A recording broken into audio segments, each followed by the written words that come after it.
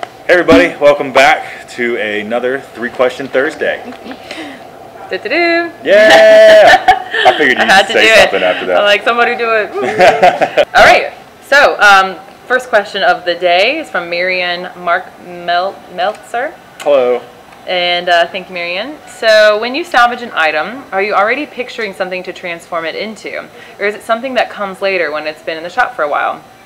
And which do you enjoy more?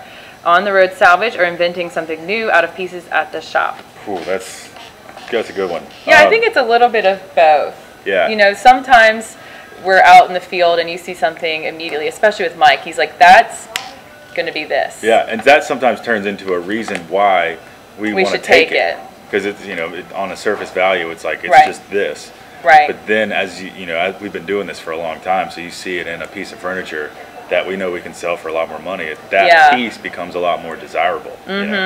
Like corbels are a good example, like brackets, like little wooden, decorative, called corbels, but brackets, 90-degree sort of shelf holdy uppy deals. Excuse the layman's terms. But that's perfect. That can apply. I mean, there's hundreds of other things that have that same kind of flow. Absolutely. But yeah, the answer is both. I mean, sometimes we get the idea in the field, or it really is just something we've been tripping over in the shop for months. And we're like, we got to do something. We have got to build something out of this. Yeah. Which do we enjoy more? On the road salvage or inventing something new out of pieces in the shop? You go. Which do you like more? I love being down the shop and working, because for me, that I don't get to do that very often, so it's always special. So I have to say I really love that. But of course, I love doing all of the salvage jobs and being in the field.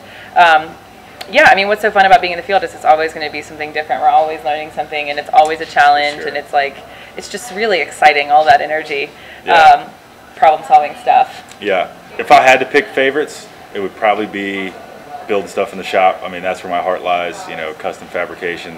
Been doing it for years. Yeah. And with or without Black Dog, I'd be doing something like that.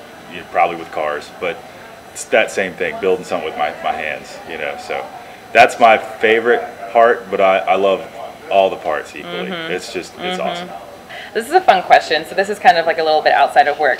From Stephen Welch, asks what we like to do outside of work at Black Dog Salvage. Are you avid readers? What kind of books, favorite authors, etc., etc.?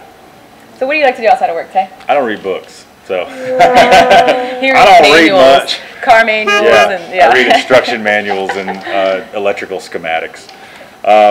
If I'm not working, I'm typically working. I do a lot of custom car fabrication. I race cars, and working on my house now. But when that's done, I'll go right back to cars. Yeah, that's my passion for real. And there's a lot to do in my personal garage. There's always like 4 projects going on at once, because I get that from my dad for sure. It's like you can't just start and finish something. You have to start 4 things and finish when the inspiration hits, and most of them. Yeah, the inspiration hits, the ADD hits. Yeah, I'll see something on YouTube and it's like, oh God, I got to finish my car, and I'll get back out there and work on it. What do you do? I like a lot of outdoor activities. I'm loving all season hiking, biking, kayaking, paddleboarding.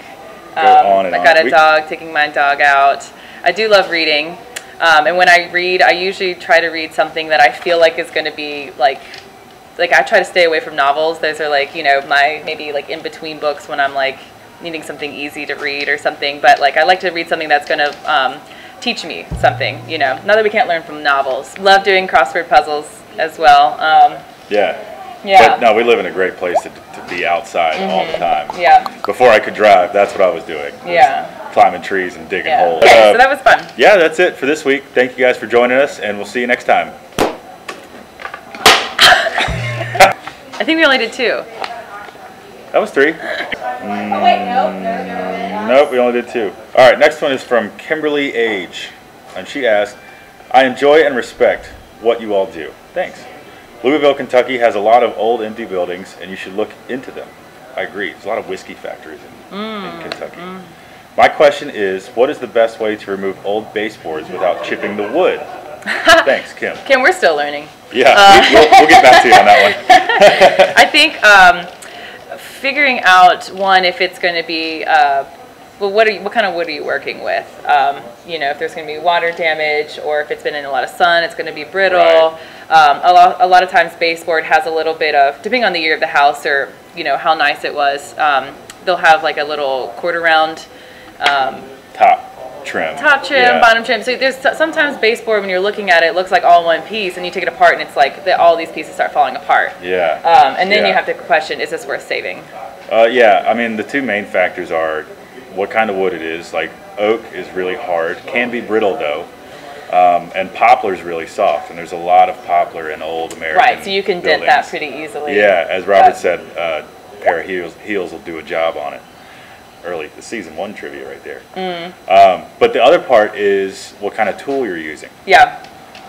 So what would you suggest for this? I was thinking what you need for baseboard is something that's really wide and long, so you get leverage, but something that's big and flat that'll get down in behind it. We have this tool called a demo hog that has a great awesome. One end is like these big forks. Yeah. These big tines that you can kind of, with good aim, hit it above the baseboard, try to get it between it and the wall. Yeah. And then as you kind of wiggle it, you start to loosen up. The nails start at one end, work your way to the other, or start at both ends and work towards the middle. You don't want to start in the middle and bow it, you'll probably break it. Right, don't try to pry the whole board off at one spot. Sure.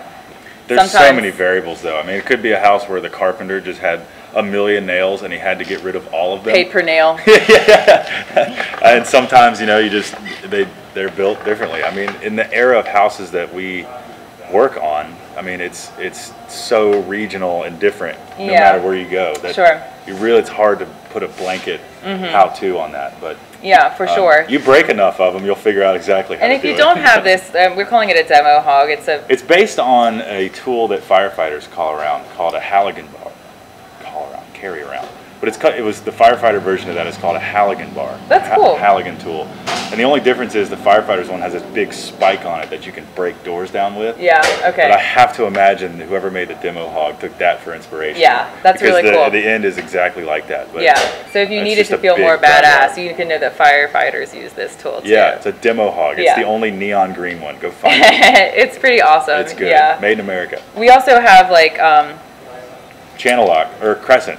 Yeah, they make one as well that's got, find the word for me. Indexable. Thank you, head. So if you're working on something at eye level or down the floor like baseboard, you know, you can use the same tool for the same job, save your back. Yeah, there's a lot of great tools out there. Right tool for the right job. There's always one. That's a life lesson. Use the right tool for the right job. Well, cool. Thank you guys for the questions for this week. Another week done. I'm spent. I'm going to get some water. I'm going to get beer. That sounds better. Beer, water. But it's all hydration, right? Join us next week for another 3 Question Thursday.